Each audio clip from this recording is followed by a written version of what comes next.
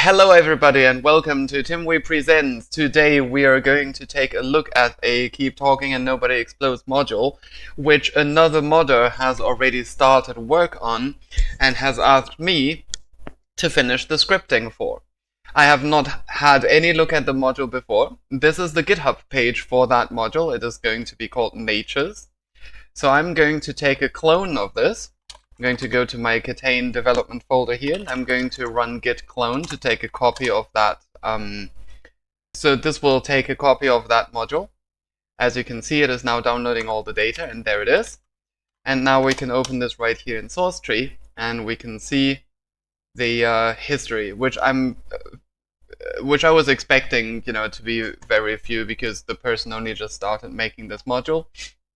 Here is obviously the the first version of it, I guess. Then we have an SVG and a manual.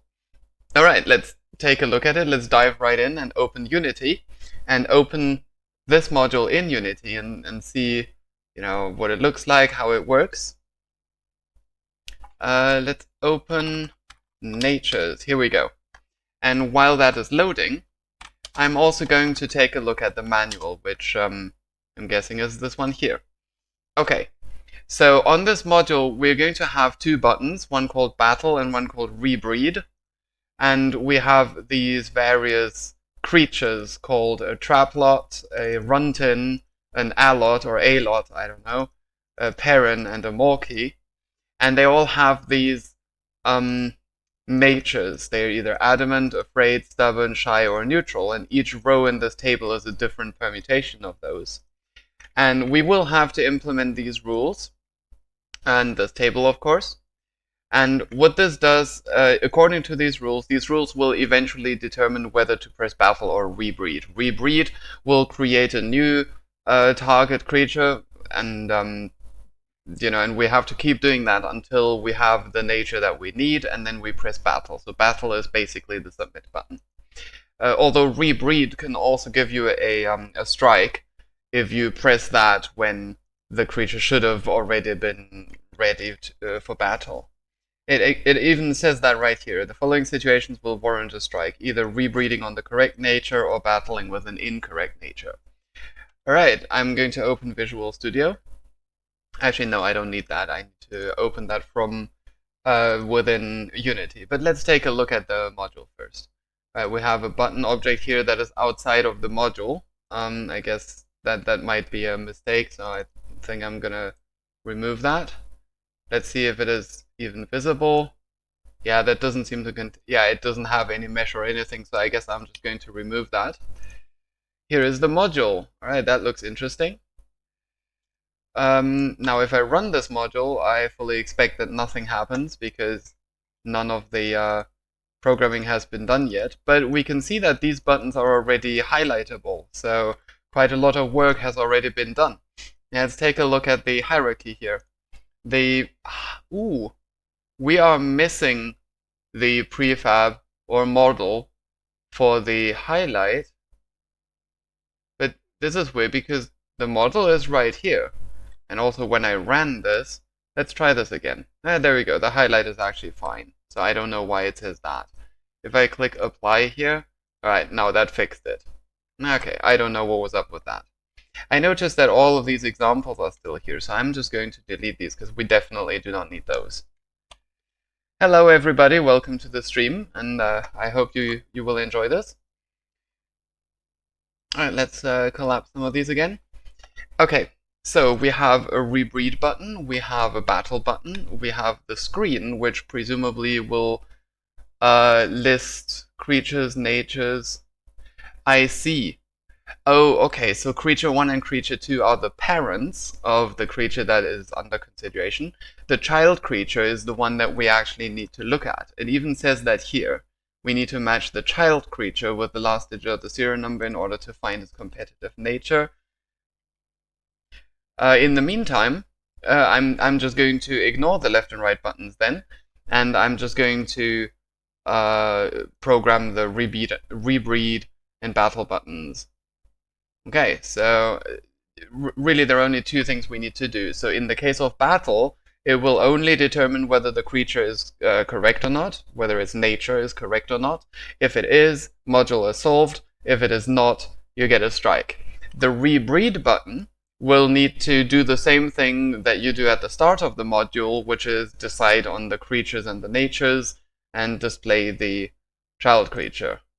All right, so let's now open the script for this. There isn't a script associated with it at all. All right, that's not a problem, of course. We just create a new C# script right here. We call it mcd natures module, I guess, and we put that right here. Can't add script because the script class cannot be found. All right, yeah, that's because Oh, wait, actually this looks fine. I assumed that what happened was that the name of the class inside the file was still wrong, but this is correct. So I'm not quite sure what's up with this. There are okay, whatever. Let's try this again now. Okay, this time it accepted this, and we now have this script here. Okay, now I'm going to open another module, like, I don't know, friendship happens to be a module that I seem to have opened recently. And I'm going to copy some things here. We probably don't need rule seed. I'm going to copy those two things, and I'm going to copy these things. Let's put all of that stuff here. I'm going to explain soon what I need this for. And then when I save this, let's take a look at this. Does this have a BOM module? Yes. It has an audio? Yes. So we can literally just drag this right in here. There we go. This module doesn't need colorblind mode, so we can ignore that. I'm probably going to add Twitch place support as well, which is going to be easy because there's going to be only two commands, battle and rebreed. Right, and now here's the thing. What are these? Well, every module on the BOM has an ID. It's not a unique ID for every module, but rather it's in case you have the same module multiple times on the BOM. For example, imagine you have two of this module, two natures, and then in the log file, you want to be able to determine which of the log messages are from which of those modules. So that's what this is for. So each of the log messages will have a different ID, and they will start counting at 1.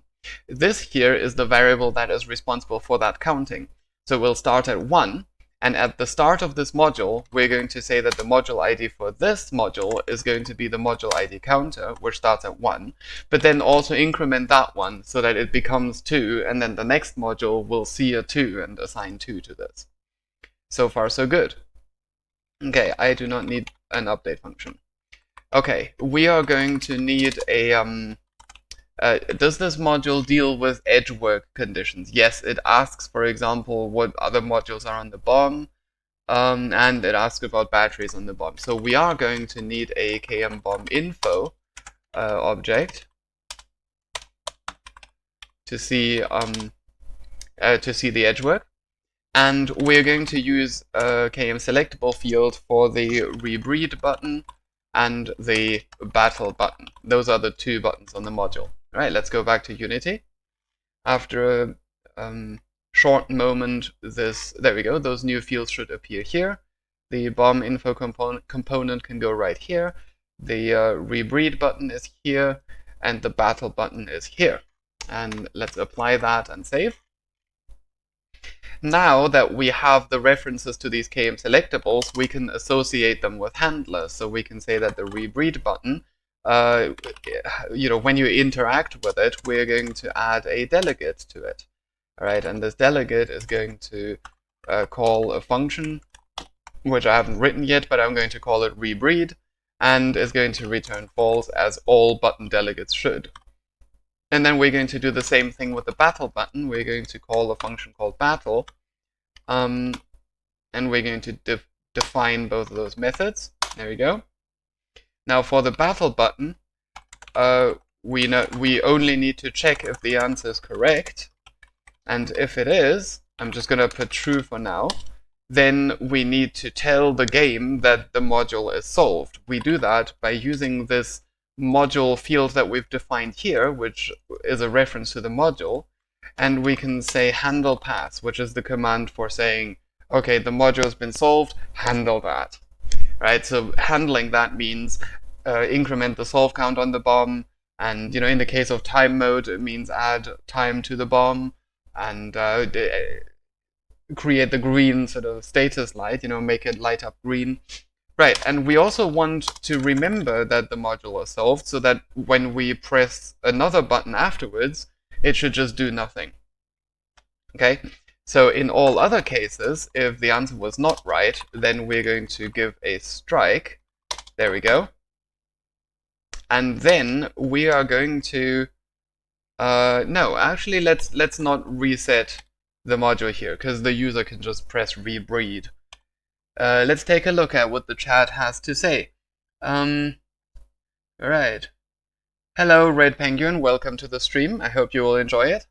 We'll fix it when I get home. Simply ignore the arrow keys for now. Sure, that is fine, I can do that. My laptop lacks the correct Unity version. No worries. I guess we will take care of that later then. We'll just ignore the arrow buttons then.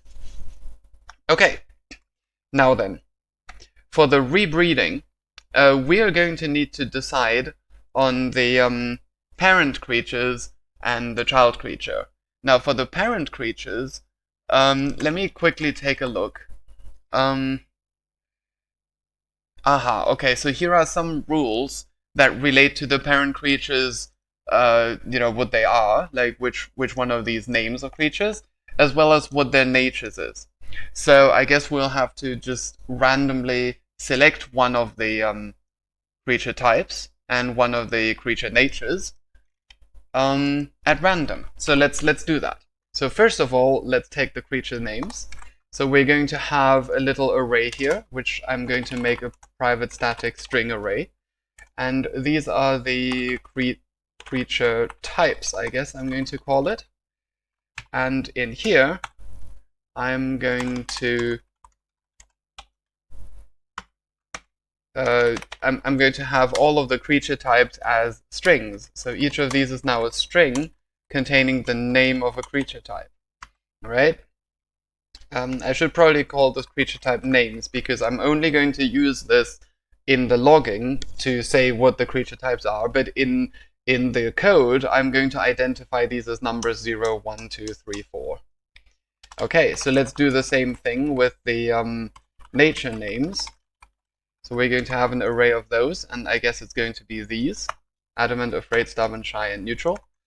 Let's do the same as what I did before. There we go. New lines around that. And here we go. And now we have that. Okay, so these are just the names, but we're going to have to decide, like, what the creature...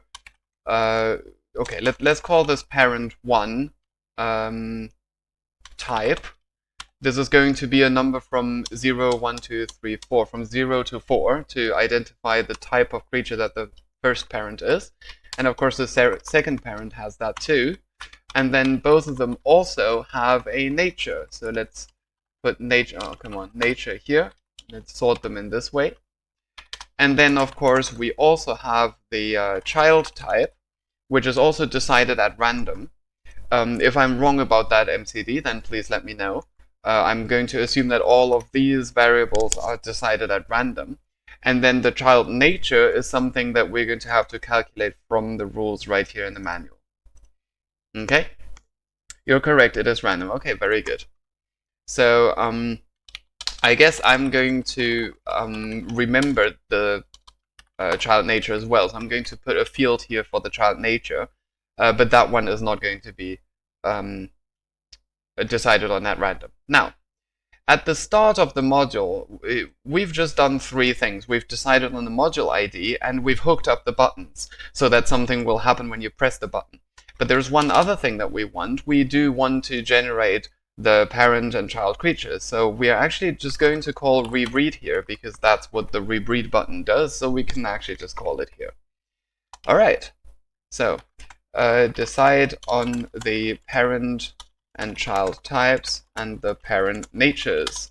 So parent 1 type is going to be... Okay, so we're going to need a random number generator. Now, Unity provides a random number generator, which is unityengine.random. Now, I like to associate this with an alias, RND, not only so that it's shorter to type, but also because the system namespace contains another random number generator, which is also called random. So the two are going to clash if I don't do this. So this is, the best way to avoid a name clash. Just tell it that whenever I put RND, I mean the random inside the Unity engine namespace, not the system namespace. All right. So unreachable code. Yep, that will happen later. Let's see. Rebreeding only regenerates the nature, the parent type, and nature child type. And oh, I see. If that's what you were doing, then that's alright. Okay, yeah, it's good that you made sure, because that was not what I was going to do. So rebreeding only regenerates the nature, but there is no space on the module to display the nature. There is only, oh, I see, the child nature screen, I'm guessing, then still stays. Only the arrow buttons don't. So I'm guessing then that this screen, I'm going to display the child nature in this screen. And pretend that the arrow buttons aren't there. Well, in that case then, the nature that is shown on the module should also be decided on at random, right? And then what the expert needs to do is to determine whether the nature that is shown on the module is correct or not. So when I press rebreed, what exactly should the child nature change to? Should it just decide at random, or should it cycle through them in a specific order or a random order? What would you like it to do? So for example, let's say it starts out saying adamant, and I press rebreed. Should it then always go to afraid? It should be a random number gen. Yeah, okay, but should it like be completely random, so it could in theory just show adamant again, and then afraid, and then maybe go back to adamant? Or should it just randomly decide on an order in which to cycle through them, and then cycle through them? So when you're at adamant and you press rebreed, you don't know which of the others will be there, but then you see what I'm getting at? So one reason I think that might be preferable, a random cycle would be best. Okay, so you do want it to cycle, good. Let me just quickly explain that the reason I thought that might be preferable is because hypothetically it could happen in some cases that, for example, let's say neutral is the nature that you want, and then you just keep clicking rebreed, and you keep getting natures out of those four, and never the neutral. It could happen that you just have to press it 100 times out of sheer coincidence. So yeah, let's make it a cycle then, I guess. So I'm actually going to have an int array of the nature order. Let's put that here. And the nature order is going to consist of all the numbers from 0 to the number of creature natures, which is 5. Right? So we take the numbers from 0 to 4, turn them into an array, and then shuffle that array. Okay, so that's the order in which the natures are going to be displayed. And now, child nature, I'm going to put, oh right, I'm actually going to have two integers here. Child nature is the correct nature, and then I'm going to have a displayed nature, which is the one that is currently shown on the module. And with those two in place, I can already fix this condition here. Check if the answer is correct. Well, it's if the child nature is equal to the displayed nature. That's all we need to do at this point. And each rebreed will only cycle the child nature. Yes, okay, thank you very much. Okay, alright, so it just occurred to me that because we have this nature order array, which has the numbers in random order, I'm going to say that the displayed nature, okay, so each of these are indexed the same way as nature names, which, by the way, I should really, because these are private, I tend to lowercase and put an underscore in front of the private field. So let's do that. So these are indexed the same way, but this one here, the displayed nature, is indexed the same way as nature order, right?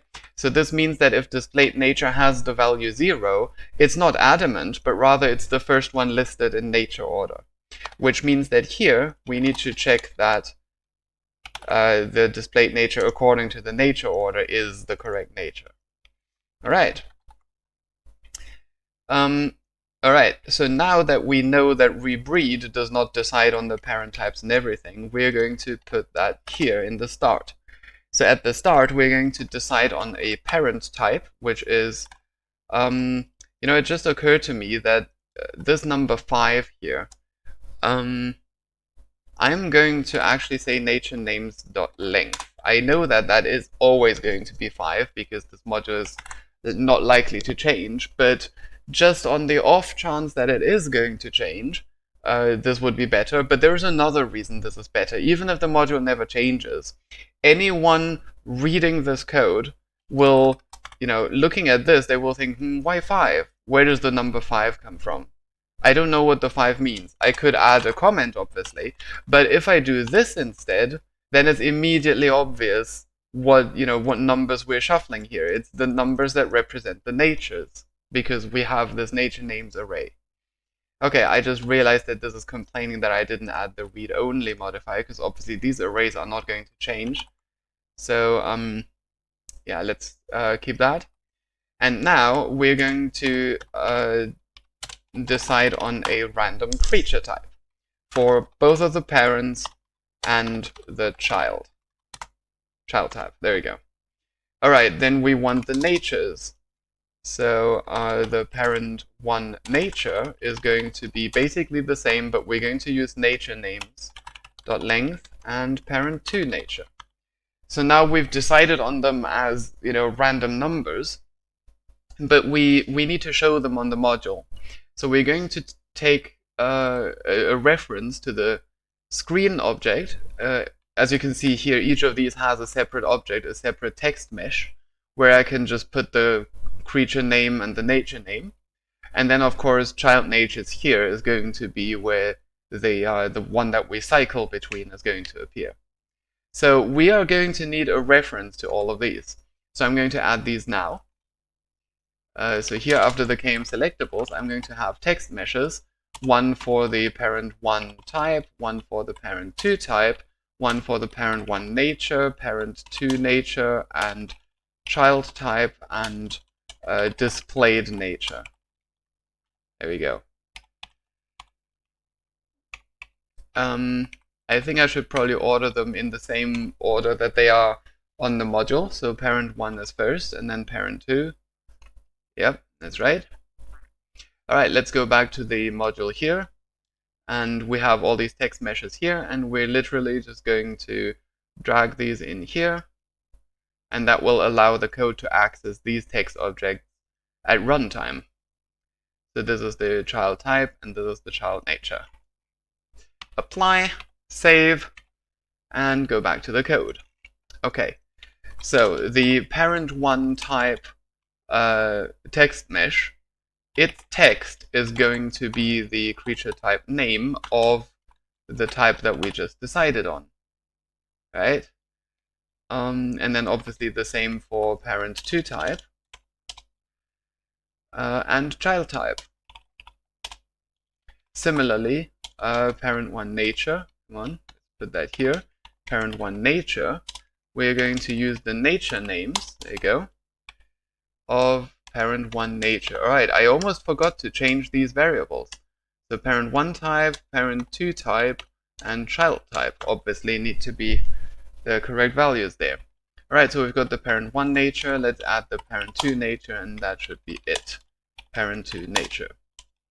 So now if I run the module, it still won't do anything when you click rebreed, but at least it should show some random stuff at the start, except for the displayed nature thing. I haven't updated that yet, so that will still say child nature. You can see that it says Peven, stubborn, alert, adamant, alert. So the information shown is correct, but something went wrong with the alignment. Let's take a look at the objects while the module is still running, because I have a theory. Let's see. Okay, no, this looks correct, right? I can change that. I can change this. Yep. Okay, so this is not what's wrong. Is it? Ah, okay. So this is what's wrong. There is actually a new line here, and if I remove that, you will see that it is out of alignment. So that new line throws it off because it is vertically centered, and this vertical centering causes it to move up a little. So we're going to have to fix that. And the way I'm going to fix this is I actually want all 4 of these objects to have the exact same distance from each other. All right, so first of all, I'm just going to, all right, these should all be 0.1. It's just kind of ridiculous that Unity keeps messing with these numbers. Let's click apply. So let's take a look at the Z coordinate, right? So the first one should probably be around about approximately here. So I'm just going to say that's 0.4. Okay, so 0.4. And then the next one after that is 0.225, which is a difference of 0.175. So here, I'm going to go the previous number minus that. And then here, I'm going to go 0.225 minus 2 times that. And that way, we now have all 4 of them guaranteed to have the exact same distance between them. I also noticed that all of them already have the x coordinate at 0, so that's perfect. That means they are all perfectly centered. So now if I run this, we should see it all perfectly aligned. Very good. Now, while I'm not doing the Twitch plays yet, I'm going to turn off the Twitch play support in the test harness. So for now, we don't want this sort of unsupported tag and stuff. So here we have a runtin that is shy and a runtin that is neutral, and the child that they had together is a traplot. Right, so now we're going to have to hook up the rebreed button and display the child nature here. Okay, so the displayed nature is obviously going to be a random number between 0 and the number of natures in the order, which is this. All right, and then the I am going to have a method called update displayed nature, because that is something that is going to happen multiple times. And in that method, all I'm going to have to do is that the displayed nature.text needs to be one of the nature names, namely the one that we selected. And the one that we selected is displayed nature, but of course we need the nature order to give us the correct one. I should probably add something explaining the display to the manual. I'll do that as well when I get home. You might not need to. I'm happy to actually give it a go myself. I mean, if you're gonna be here, then we can probably do that together right here on the stream. But let's do the programming first. I'll probably be finished fairly soon. This is not going to take long. So, when you rebreed, all that should happen is that the displayed nature is going to increment, right, which is the same as adding 1 like this. But we need to wrap around. So when the nature order is, now that I think about it, actually, we don't need to decide on a random place to start.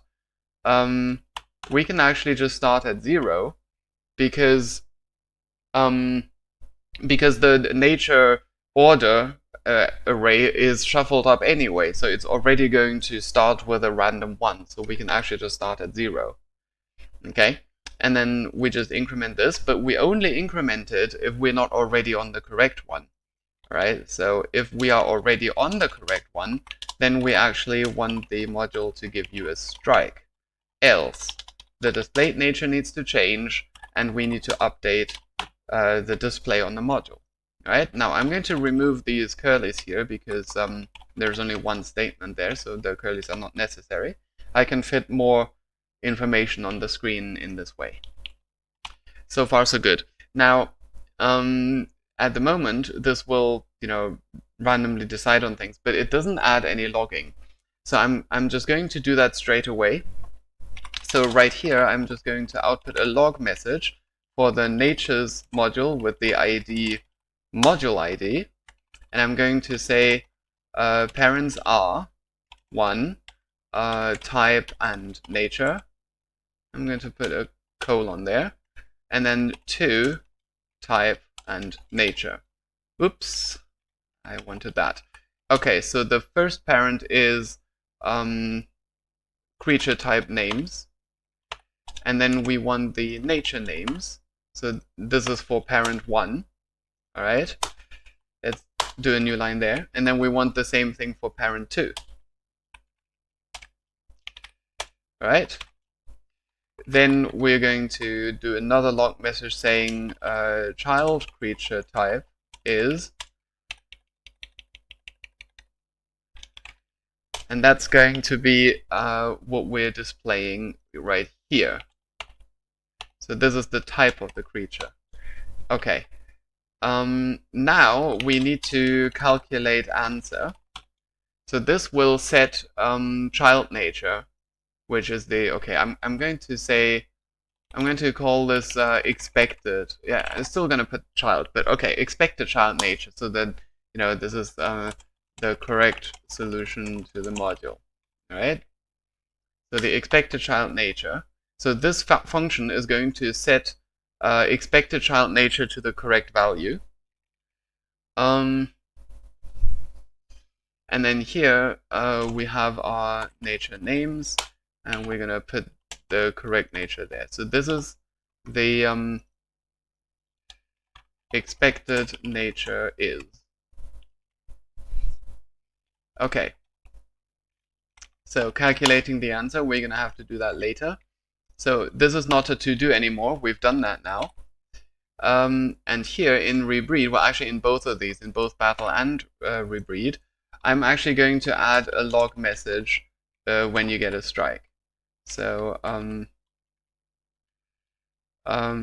selected rebreed when the nature was already correct.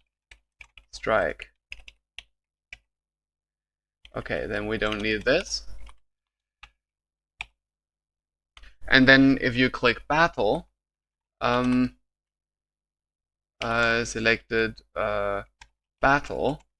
Okay, let's actually, like, this is the name of the buttons. I'm just gonna call it that. So selected battle when the nature was correct. Solved. Module solved. Like that. Okay. Otherwise, selected battle when the nature was strike. Okay, so the one that was selected is, of course, nature names of nature order of displayed nature, except with an underscore. There you go. Phew, okay, so we should now be able to see some log messages. But before we can run this, you know, this one here will throw an exception if we run this now. So we need to put something here. Now, for now, I'm just going to put expected child nature is 0, which is adamant, right? It's the first one in this array. So it will always expect adamant, but at least we can see if the log messages work correctly. All right, so here parents are a-lot and shy, and parent afraid. That is correct. Child creature type is trap-lot. That is also correct. The expected nature is adamant, which is already selected, which means that if I press rebreed now, I should get a strike. Selected rebreed when the nature was already correct. Now if I press battle, bingo, green light, module solved. Now this was accidentally already correct at the start, so let's see. This time we expect adamant, but we have afraid. So let's click rebreed. And as we can see, this changes. And as soon as I click rebreed again when it's correct, you get a strike. So you click battle and it's solved. Is this good so far, MCD?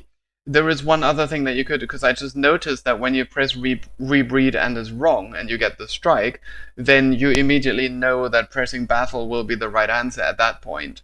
So how about when you press rebreed, it will always change the nature, even if it was the correct one. So you have to cycle through them again, you know, just to make it so that you still have to do something.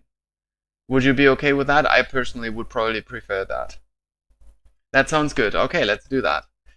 So that means that now this will not happen in an else. We don't want it to happen only when the nature was wrong. We want it to always happen. So I'm just going to remove the else. Okay? So now we have adamant, and the expected nature is adamant, which means that if I press rebreed, I get a strike, but it also changes to stubborn. So I have to cycle back to adamant and then press battle. Okay. I think that is preferable. Whew. Okay. Now we need to implement those actual rules. Okay. So first of all, use the table below to match the child creature with the last digit of the serial number in order to find its competitive nature. While I'm at it, I'm also going to fix some of the spelling mistakes I noticed.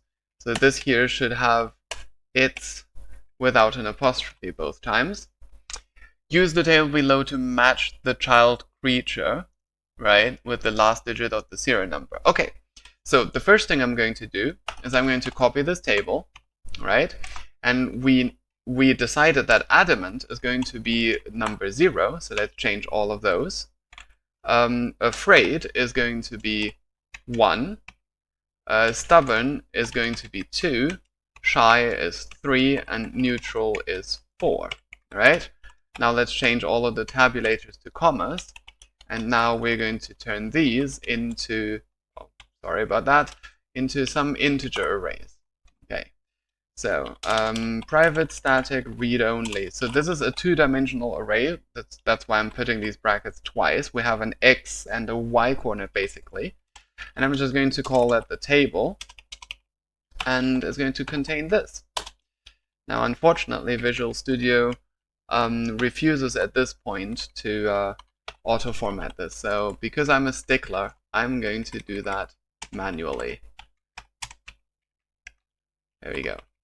Okay, this is what I want them to look like. And this is our table.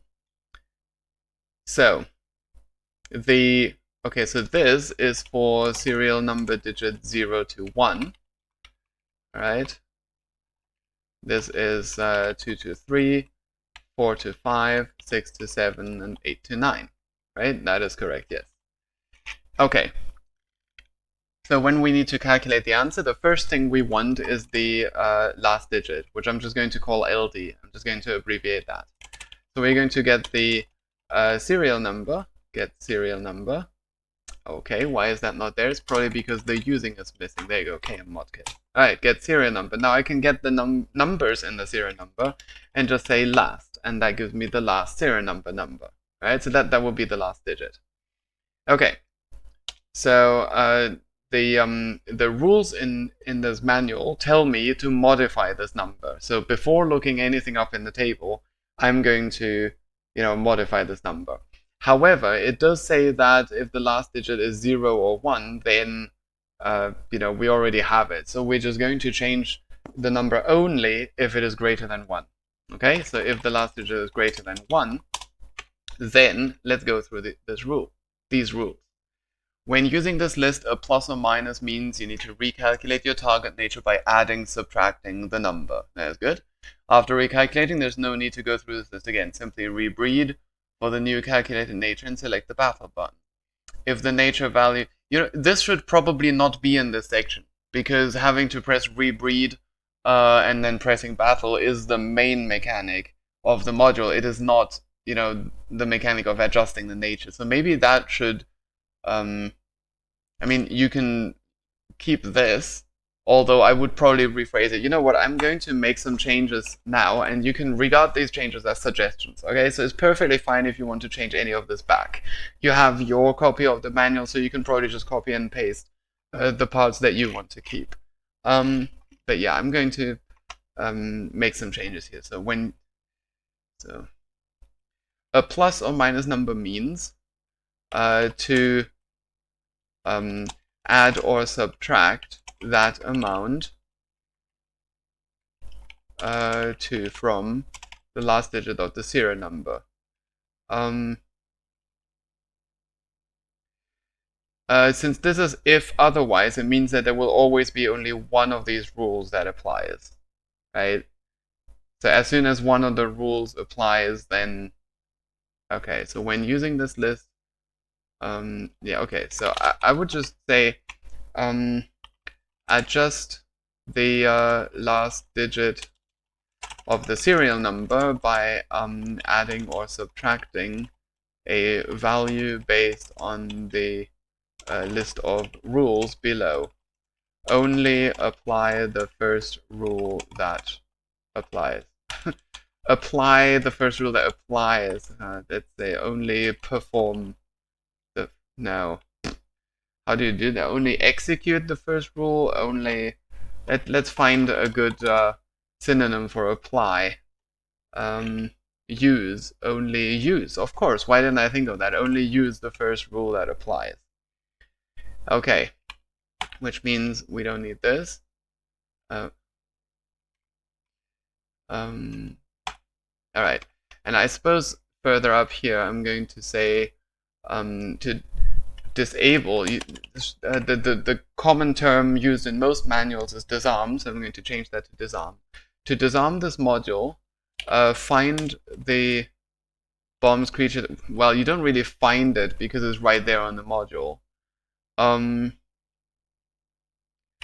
Press the rebreed button until the correct creature nature is shown, and then press battle.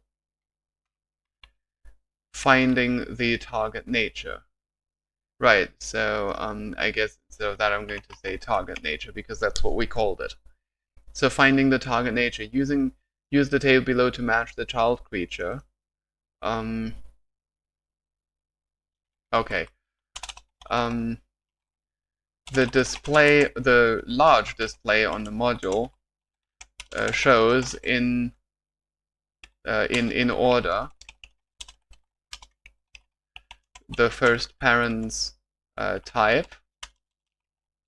I swear I can type. Alright, the second parent's type, the first parent's nature, and the second parent's nature, and then the child creature's type. Oops. Alright, use the table to match the child creature's type with the last digit of the serial number. Alright, let's say this. In the table below, comma, match the child creature's type with the last digit of the serial number to find its competitive nature. Okay, so this table will give us the nature, and then if the last digit of the serial number is 0 or 1, then this is your target nature. We already explained that further up, so otherwise, adjust the nature based on the list below. Well, Adjust the nature sounds like you're supposed to look it up in the table and then change, the nature that you found in the table. But actually what we're changing is the last digit of the serial number, right? We're adding and subtracting numbers from it, and then at the very end, we look it up in the table. So I'm going to say adjust the last digit based on the list below, and then find the target nature in the table. Okay, adjust the last digit of the serial number by adding or subtracting a value based on the list of rules below. Only use the first rule that applies. If the nature value becomes negative after calculating, make it 0. If the nature value goes over 10, use the least significant digit. Now, I think that's fine. Ooh, why are there question marks here? Alright, if there is another nature's module on the bomb, do not adjust the target nature. Otherwise, if there is a month-load trading cards or month-load fight module on the bomb, the target nature is, So instead of this, can I just say subtract 3? Otherwise, if there is a boss module on the bomb... I need to talk to you about this. You see, there is no clear definition of what constitutes a boss module, so you can't use this as a rule. What you can do is we can have a specific list of modules which we can list on in the manual. So we can say, for example, forget me not souvenir, forget everything, and whatever. But we cannot make it in such a way that future boss modules created by future modders will also apply. Now, one way that we can work around this is we can say if there is a module with the word forget in its name, or souvenir, or something like that, then that will, of course, include modules that are not boss modules, such as forget this, I think. And it will leave out boss modules that don't have forget in the name, such as, for example, purgatory, right? Forget or souvenir. Okay. So I'm going to go with that. Thank you for being understanding. So instead of this, we're just going to say add to. You're thinking of forget me now. Thank you. Yep, forget me now. Thank you, Tass. That is very helpful. Okay, so if there is a module with forget or souvenir in its name, there you go. Otherwise, if there are more than 2 batteries on the bomb, the target nature is modified by +1. So we're just going to add 1. Otherwise, if the child creature is an allot, the target nature is modified, so we're going to subtract. So I think I'm going to just search and replace this.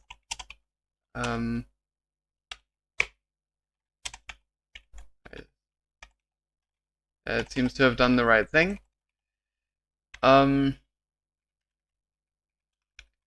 Yeah, this can stay. If one of the parent creatures has an adamant nature, has a shy nature,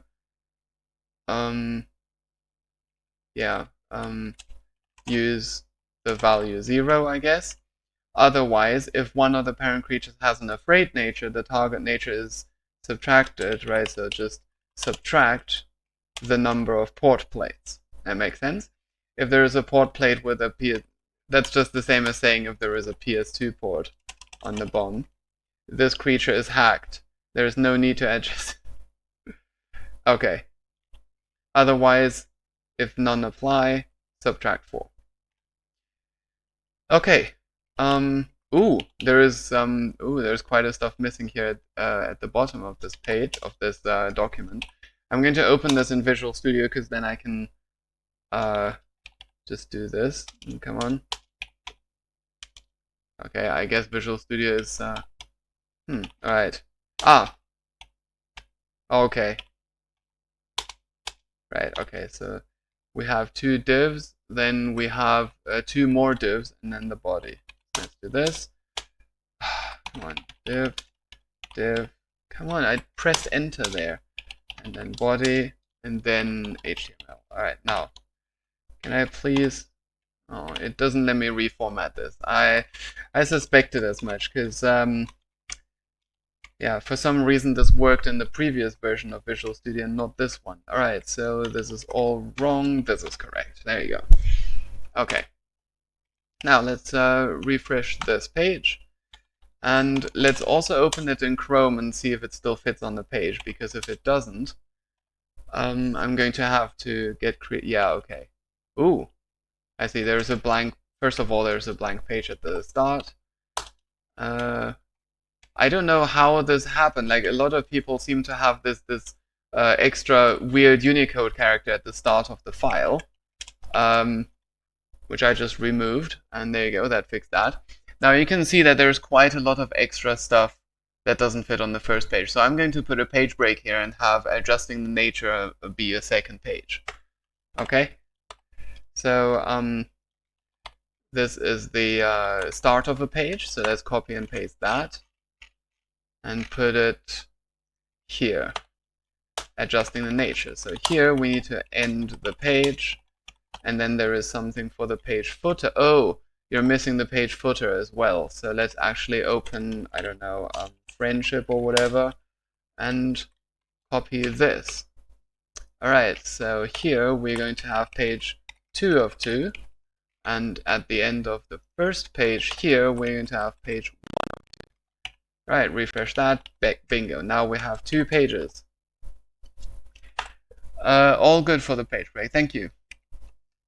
Okay, so that looks good. Right, let's go back to the coding. We don't need that manual in Visual Studio anymore. Okay, so here in Calculator Answer, we're now going to translate each of these rules into C#. So let's just do this, because this is probably going to be easy.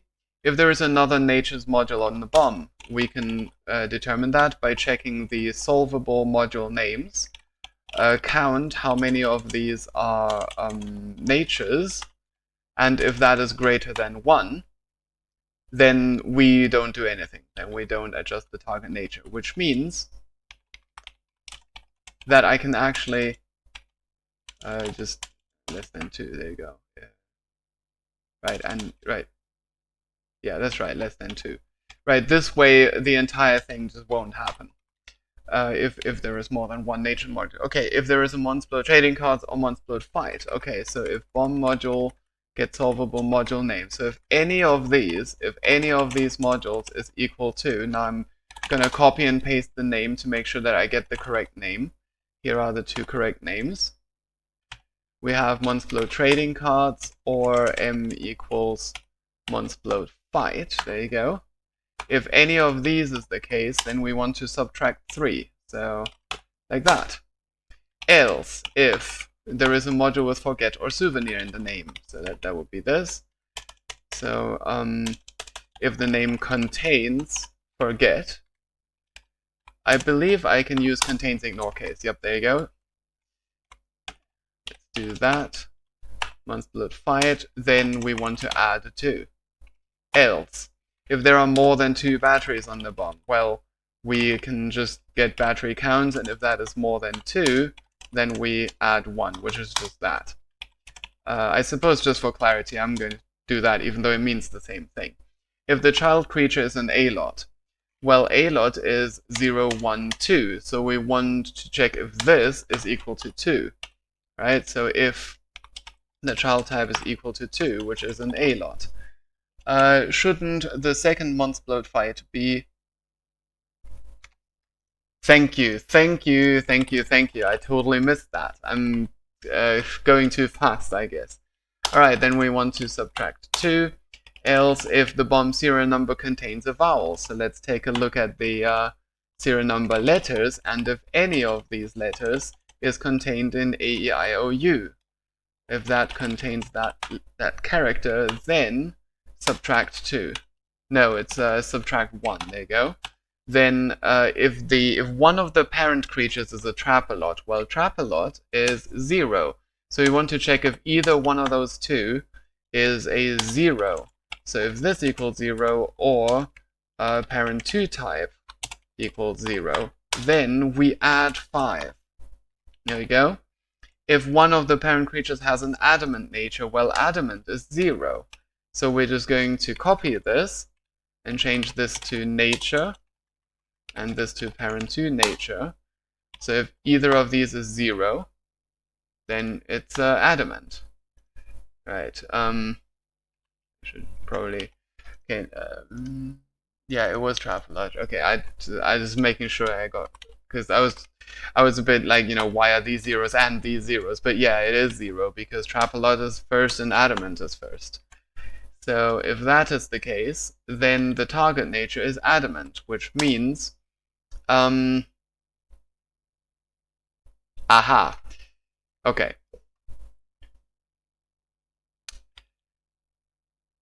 Right, I'm going to use a Boolean variable for this, so by default this will be false, but I'm going to set this to true just so that I can continue the chain of else's, but then at the end I'm going to say if this is true, then the target, which I called expected child nature, is equal to adamant, which is of course 0. Which I suppose I should probably put here. Adamant, and this is a what was it called? Trapalot. There we go. Is the manual unambiguous with the ignore case part? Oh, okay. I suppose that's a fair point. Let's see if there's a module with forget or souvenir in its name. Case insensitive. Okay. Right, else, we've done that. So if one of the parent creatures has a shy nature, shy is 0, 1, 2, 3. 3, 3, 3. So we want one of the natures to be 3. Okay, so if the parent 1 nature is 3, or parent 2 nature equals 3, which is shy, not sky, shy, use the value 0. So we just set that to 0. Otherwise, if one of the parent creatures has an afraid nature, which is 1. Okay, so else, if the nature is 1, or parent 2 nature is 1, which is afraid, right? Yep, that's correct. Then subtract the number of port plates. So we just get bomb info dot get port plate count. There you go. That's that. Otherwise, if there is a port plate, if bomb info dot port is port present, PS2. If a PS2 port is present, there is no need to adjust the target nature. So I'm just going to write that as plus equals 0. You know, now that I think about it, actually, I can do the same thing here and it'll probably be more readable. If this is greater than 1, then I can just do this. And then else. And that means that I can do this as well. Right? If the last digit is less than 2, then I'll just not do anything and put an else here. Alright, there you go. Oh yeah, and then I want to get rid of that. Otherwise, if there's a PS2 port, we've done that. Otherwise, subtract 4. Alright. There you go. Okay, so if we needed to set it to adamant, then we do that. Else, the expected child nature is going to be from the table. Now, first we need to look at the row of the table. Okay, so now the last digit, oh, that's right. I also need to make sure that if the last digit is now negative, we need to set it to 0. Else, we want it to be the last digit. There we go. Ah, okay. I suppose I can do that. Okay. So now the row is going to be that divided by 2, right? This will round down. So if we have 0 or 1, that will round to 0. And if it's 2 or 3, then dividing by 2 and rounding down gives you 1. And this will be 2, this will be 3, this will be 4. So that gives you the row of the table.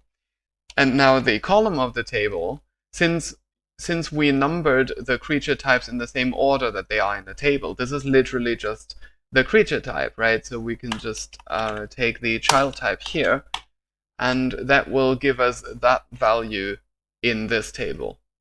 Okay, and then this table, of course, is itself an index into this. This is the nature that we want. And that's it already done, right? We've already set the variable here, and then the code up here, the code that expects it to already be set, will have it. Now, here's the thing. This calculate answer thing is only done one single time, right? It's only called here in start. We never do it again because the parent creatures and child creatures, they never change. So in these cases, I personally prefer to actually, you know, instead of having a barrage of multiple methods, I'm just going to plonk that code right in here, right? And I'm just going to say calculate the answer. And the answer is, of course, the expected child nature. Expected child nature. Okay, the expected nature is that. Expected child nature. I believe that with that, this should work. Okay, let's see. Okay, so obviously, okay, the last digit of the serial number is a 9. Okay, so it's not this. There's another nature modules. No, there's none of this. There's none of this. more than 2 batteries. Let's see, we do have 2, and here's another one. So it is more than 2. So we add 1. So 9 plus 1 becomes 10. So we actually want 0. And the child type is runten, which is this. So afraid is what we want. And indeed, that is what we want. So, ta-da! Okay, I believe that we are done. It says one of them. Well, it's going to be inclusive by default, but one of them. One of. Oh, I see. I see what you mean. So MCD TAS has pointed out a good point here. It says if one of the parent creatures is, should that be exactly one or at least one? Okay. It should be at least one. Okay. If one or both. Okay. No worries. No, it's obviously there is a stream delay. It's fine. Don't worry about that. Okay. Let's refresh this, and if it still fits on the page perfectly. Okay. If one or both of the parent. Yep. Okay. So I'm going to, with this updated manual. Oh, that's right. I was going to make a quick change to that SVG. Because you may notice here that the text on the button is too far left. It's not centered on the button.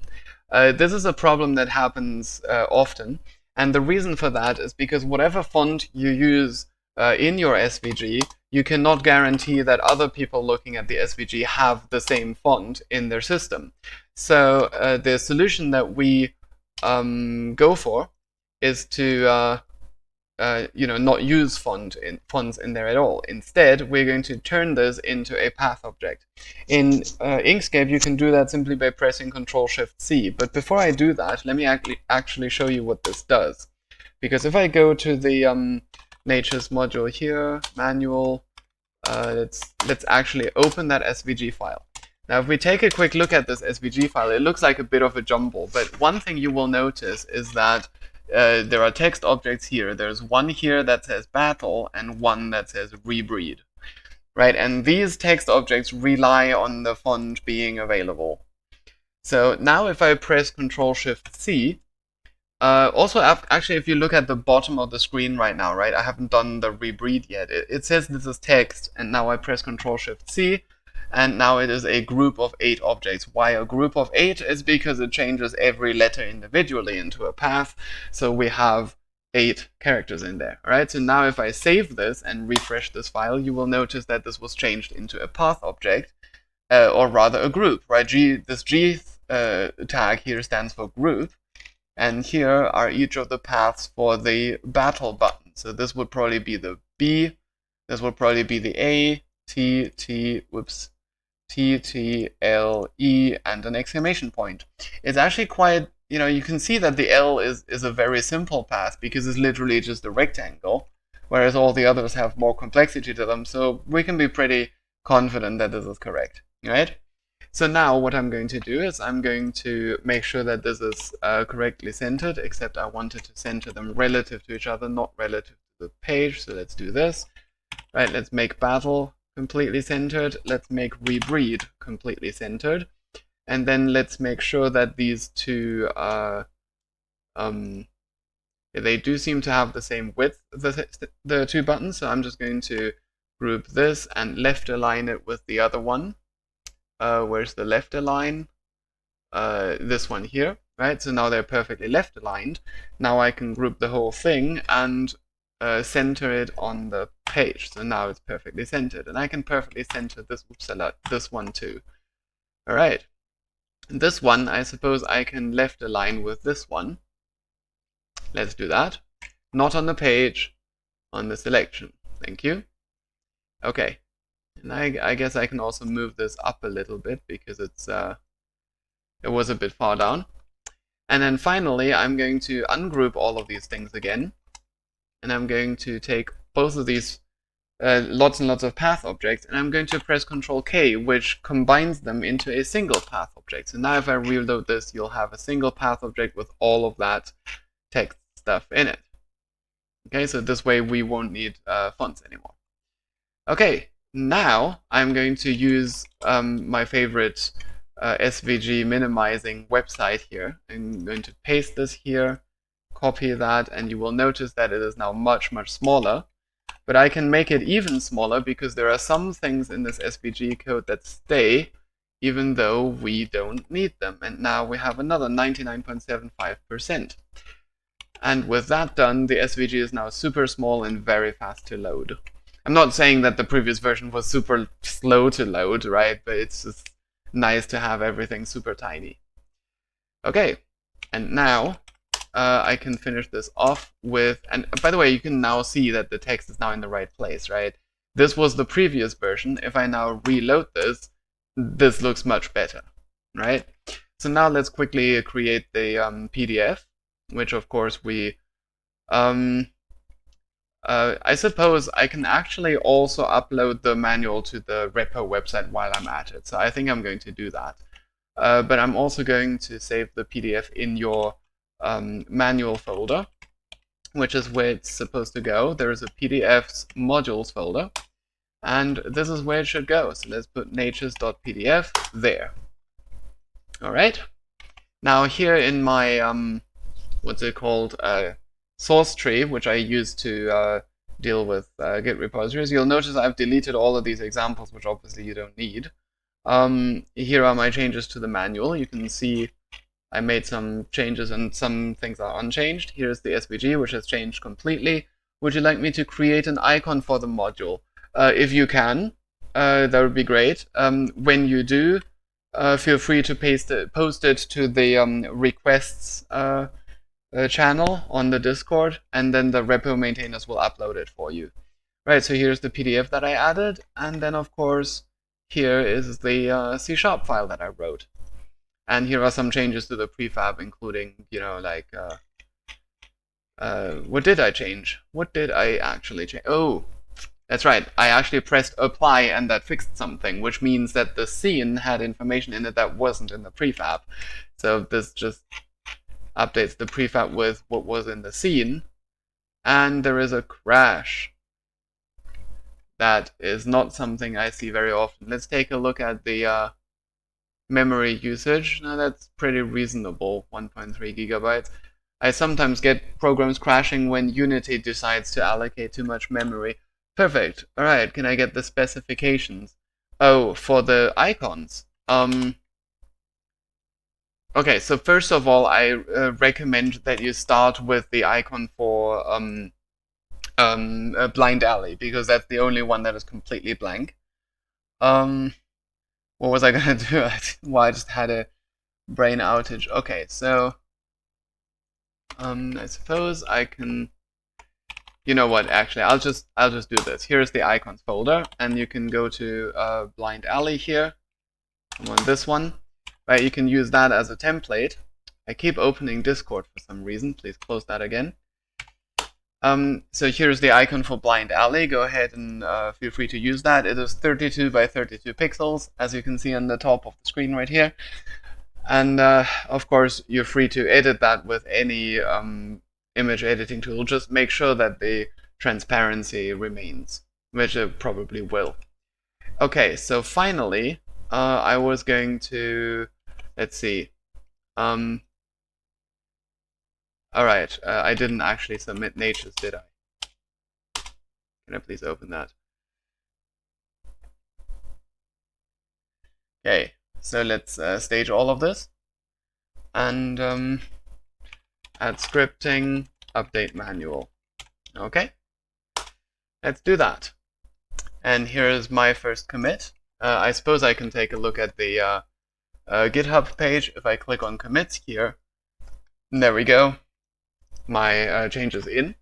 And while I'm at it, I can also look at the, here we have the PDF, but I didn't add the HTML. So I'm going to copy this HTML into here, right? But then, of course, I can't call it manual, right? I have to call it natures.html. And then while I'm at it, let me make sure. Okay, this is actually correct, all right? Are there any other files? No, there are no other files referenced. So that should be it already. Okay, so I can literally upload both of those files already. So I cannot create the JSON yet because I don't know the Steam Workshop ID and stuff, but the other repo maintainers can add this. Manual for Nature's module will be published soon.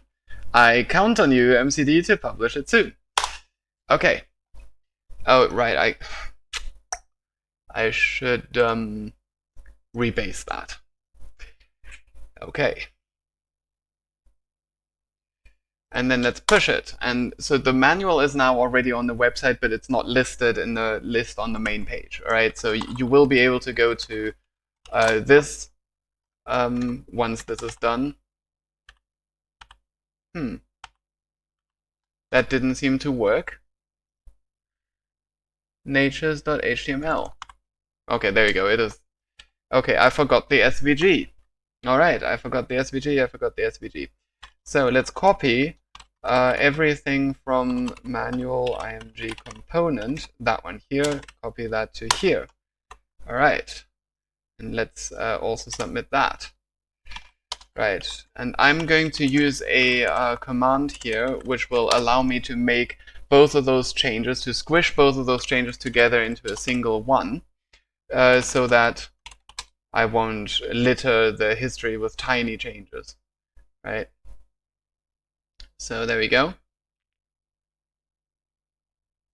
Okay, so now we have a single change that says manual for Nature's module, and it contains the SVG. So now if I refresh this page, there we go, the SVG is right there. Okay, so far so good. Now the next thing I'm going to do is I'm going to add Twitch Play support for this module, which I haven't done yet. So I want to be able to play this on Twitch Plays, so I'm going to copy some code here from Friendship, and right, let's just grab these lines. Here we go. So there are really only going to be two possible commands that you can possibly have, and they are going to be either battle or rebreed. Those are literally the only things you can do. Now, if I'm going to use regular expressions for this because I want, I want to ignore casing, and I want to. Did someone say Twitch Play? No, what are you talking about? Don't worry, MCD, I'm going to do it for you. Alright, so let's see. If there is a match of the command with the following pattern, now here's how the regular expression is going to work. It's going to start with any number of white space, then the letters battle, and then any amount of white space, but we want to ignore the case in a culture invariant way. Now, if that is the case, then we're going to yield return null, which we always have to do. No, actually, wait, we can just make this a KM selectable array, and then we can literally just return the battle button. That's it, all right? And if the command is rebreed, and I suppose I'm going to put an optional dash in there, and I suppose I can also put an optional exclamation point here, just in case people want to write out what's actually on the button because it has a hyphen. So the rebreed button, and in all other cases just return null to state that the command was invalid.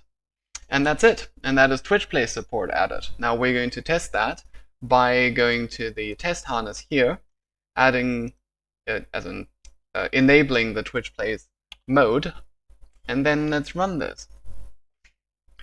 Okay, so the answer that we expect is neutral. So I guess I'm going to rebreed. Boink. And now it says afraid. Let's see if rebreed works with a hyphen. Boink. And now it says neutral, which means that if I rebreed again, I should get a strike. I did get a strike. Very good. So now I have to rebreed like 5 more times to get back to neutral is what we wanted. There we go. And then I'm just going to battle. Bling. Module solved. Okay, so the Twitch Play support works perfectly. Let's submit that as a separate change. Yep, that looks reasonable. Add Twitch Plays support. Done. Is there anything else that I could do? In theory, I suppose I could add rule seat support, because, the table in the manual could just be shuffled up. It wouldn't be, much of a, ideally, rule seat support should actually change all of these rules and make them more random, but I don't think I have the nerve for that right now. So actually, let's not worry about rule seat support. Let's see what else. It doesn't need colorblind mode. It doesn't need to be a boss module. Yeah, I think that's it. I think we're done. I can't think of anything else to do on this module. It is perfect. Okay. Now, MCD, when you get around to it, when you publish the module, go to the website, KTANE, click on Tools, and click on Create New Module, and then fill in all of this information. And then that will generate a JSON file, which the maintainers can use to just, upload. I mean, it's already uploaded, but to add the module to the main list. So we are done with this module, and I've submitted it to GitHub, so you can take it from here. Thank you everybody for watching. I hope that you enjoyed the stream, and I'd be glad to stream some more. If you have any questions, comments, concerns, or suggestions, please drop me a line on Discord or leave a comment in the comment section if you're watching this on YouTube. And until next time, I will see you again when I'm modding, keep talking, and nobody explodes. Goodbye.